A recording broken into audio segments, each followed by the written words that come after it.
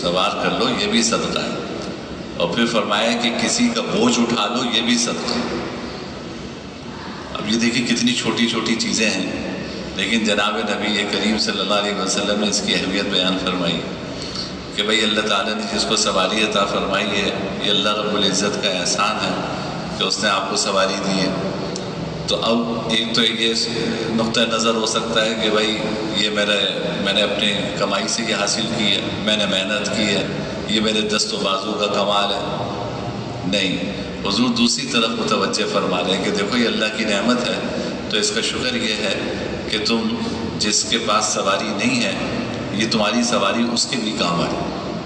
مجھے یاد ہے کہ ہمارے بچپن کی بات ہے، ہمارے والد صاحب نے زندگی میں پہلی مرتبہ ہائی روف گاڑی لی، تو ہمارے استاد تھے، ہمارے والد صاحب کے شیخ بھی تھے، حضرت مولانا صاحبان محمود صاحب رحمۃ اللہ علیہ۔ تو حضرت اس میں بیٹھے دعائیں دی اور پھر فرمایا کہ دیکھو اللہ نے تمہیں سواری دی ہے، اب اس کا صدقہ یہ ہے کہ جس کے پاس سواری نہیں ہے، یہ تمہاری سواری اس کے بھی کام آنی چاہیے۔ پڑوسیوں، آپ کے پڑوسی ہیں، آپ کے عزیز و اقارب میں ہیں جن کے پاس سواری نہیں ہے، تو جب ان کی ضرورت ہو تو آپ کی سواری ان کے کام آئے۔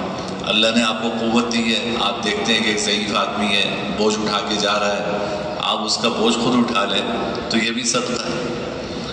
پہلے زمانے میں عربوں کے ہاں معمول تھا کہ جن لوگوں کو اللہ وسعت دیتے تھے وہ کوئی اونٹنی یا بکری غریب کو دے دیتے تھے کہ بھائی تمہارے یہاں چھوٹا بچہ ہے تو یہ 1 سال تک تم یہ بکری یا اونٹنی اپنے یہاں رکھو اور اس کا دودھ استعمال کرتے رہو، پھر 1 سال بعد پھر ہمیں واپس دے دینا۔ تو حدیث میں آیا جناب نبی کریم صلی اللہ علیہ وسلم نے فرمایا کہ یہ بھی بہترین صدقہ ہے، یہ بھی بہترین صدقہ ہے۔ یعنی مقصد یہ ہے کہ بھائی اللہ نے آپ کی ذات ہے، آپ کا مال ہے، یہ کسی انسان کے کام آ جائے، کسی مخلوق کے کام آ جائے تو یہ بہت بڑی سعادت کی بات ہے۔ بس صرف اپنی فکر نہیں کرنی چاہیے، صرف اپنا نہیں سوچنا چاہیے، بلکہ اپنی ذات سے باہر نکل کر اپنے آس پاس لوگوں کا بھی سوچنا چاہیے کہ میری صلاحیتیں کسی کے کام آ جائیں، میرا مال کسی کے کام آ جائے، میری قوت، میری جان کسی کے کام آ جائے۔ یہ ساری صدقے کی شکلیں ہیں۔ اللہ تعالی ہم سب کو عمل کی توفیق نصیب فرمائے۔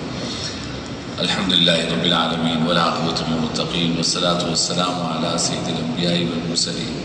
اللہم لک الحمد لا نحصی ثناء علیک انت کما اثنیت علی نفسک، لا الہ الا اللہ الحلیم الکریم، سبحان اللہ رب السماوات السبع رب العرش العظیم۔